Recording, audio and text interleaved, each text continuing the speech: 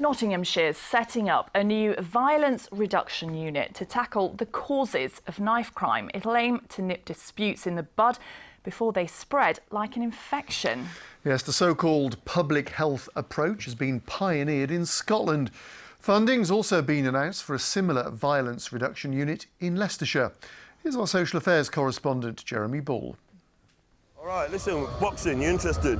How do you stop a cycle of fear and violence spreading through a community? Here's one approach: street outreach work using role models with first-hand experience. That's helped me get... 16-year-old Trene's already a mentor at Nottingham's Pythian Club, only 2 years after he was excluded from school. I've seen people with knives confronting other people with intent to hurt them, and I've diffused some situations myself.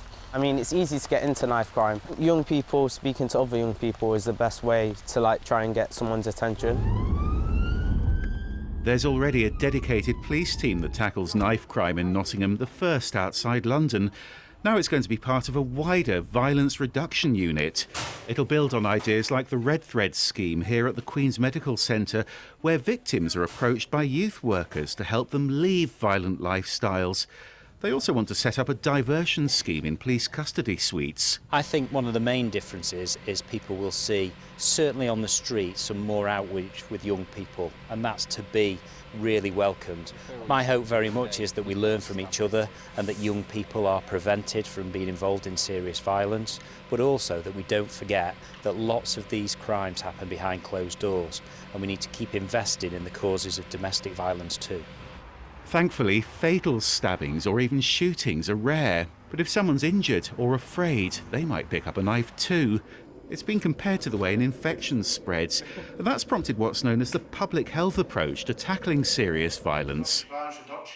Last week, the man who made that work in Scotland came to Leicestershire's police headquarters. And the symptoms may vary from the town or city you find yourself in. The job under the public health approach is to find out what the symptoms are where you're operating and to treat these. And sometimes your treatments won't work, but where they do, you roll them out and you spread the word and you reduce violence in that way. Come on, Pastor, let's go! And Trene's been doing his bit at this week's summer holiday programme. He's running football and boxing sessions too, and convinced he can make a real difference. Jeremy Ball, BBC's Midlands Today, Nottingham.